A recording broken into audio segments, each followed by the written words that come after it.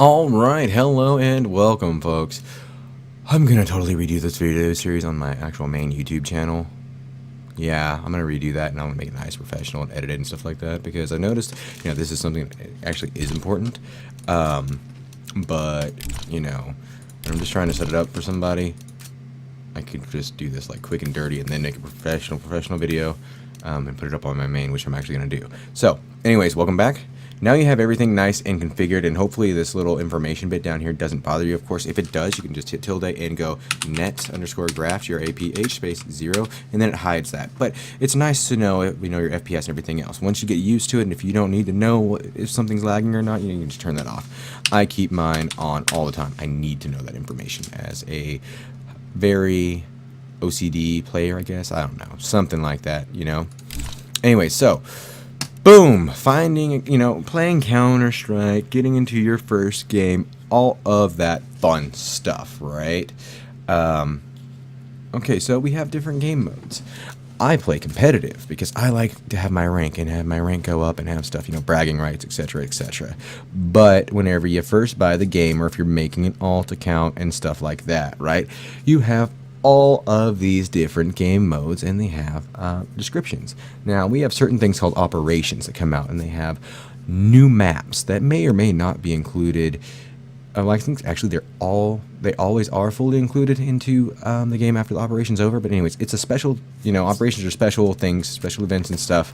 You can see here that if you actually choose to progress through them all, you will get custom skins for your weapons, which can also be worth a lot of money.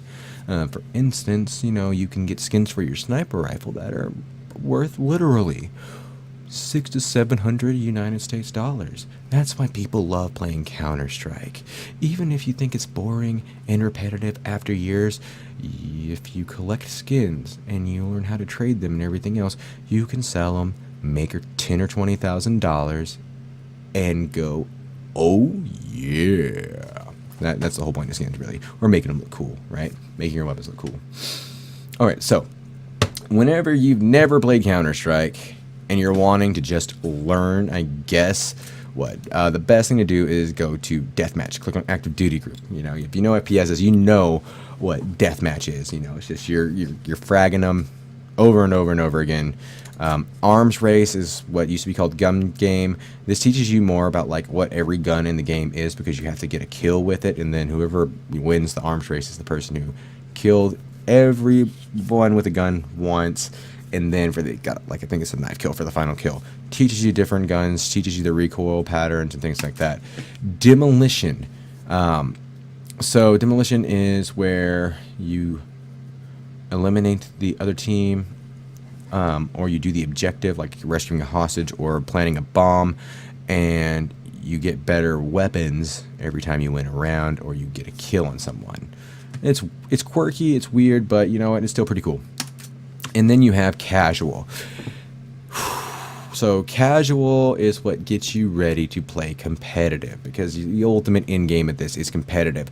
Bragging rights, climbing ranks, knowing that you're better or worse than everyone else, until your tiny little E-peen can become a nice Vienna sausage, upgraded to a ballpark frank that plumps when you cook it. And then finally, if you have no life, or you're actually so good to join the global elite, people will start handing you sponsorships and money if you really want to play the game competitively. Golf clap, because that's very hard to do these days. But anyway, so you have your active duty group and your reserves group. Reserves group has your hostage missions and everything else, and maps that are not played in a competitive setting anymore. And your active duty group will throw you into a casual match, so you can learn the map, learn how it's played kind of on your own or with a friend there, in order to get ready for competitive, where you play certain maps here against other players of your quote-unquote skill level, quote-unquote, but I use those quotes loosely because people, they buy Smurf accounts, or some people are just bad and they got carried by their friends to that rank,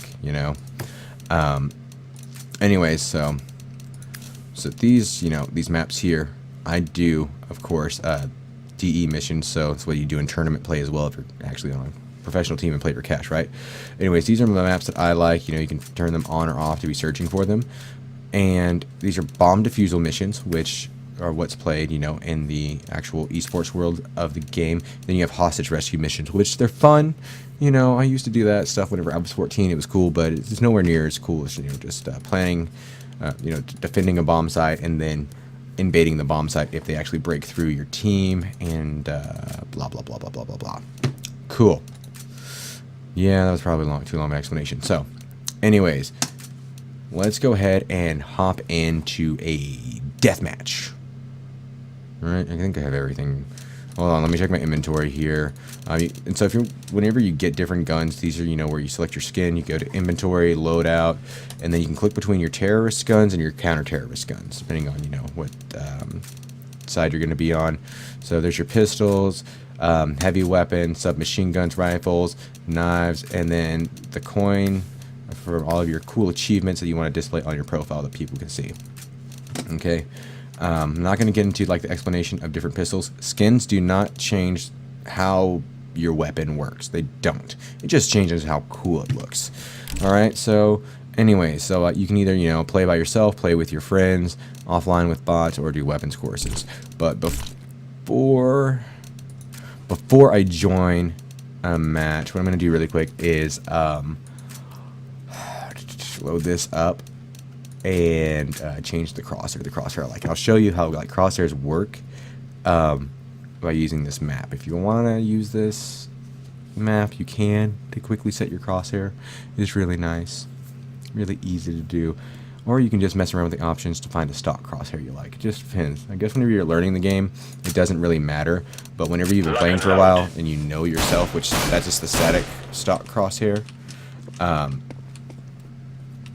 So you can change your crosshair back, whatever. Alright, so I like it over here. And so the crosshair that I like to use is what? Oh, wow, he changed the map again. Okay.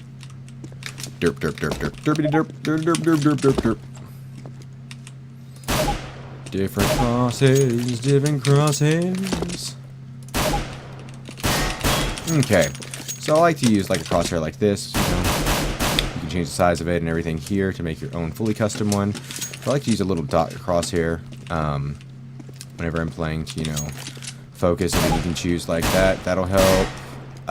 These are all crosshairs used by professional players. There, you can see some people. It just depends on where you're wanting to focus on the middle of your screen, right? And how much of a focus area you need for that. And so you can do that and then test.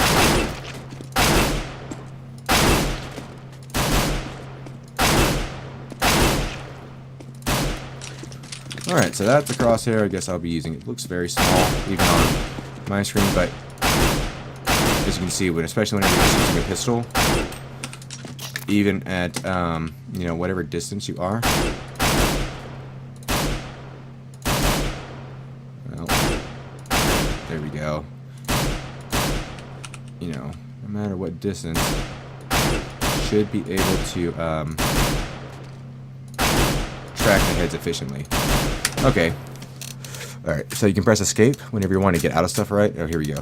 You can call votes and stuff like that. But anyways, go to the main menu, right? Or you can just, like, exit the game. You have to go to the main menu, and then you can click on the power button here, exit the game, whatever. Anyways, so boom, playing by myself, find game, going to deathmatch to learn how everything works, right? Or to warm up before you do your, actual competitive game mode, you know, just get your muscle memory going, all that fun stuff. Alright, so here we go. Boom, I found a match. It's gonna throw me into stuff with a ton of random players, you know. Awesome possum, right?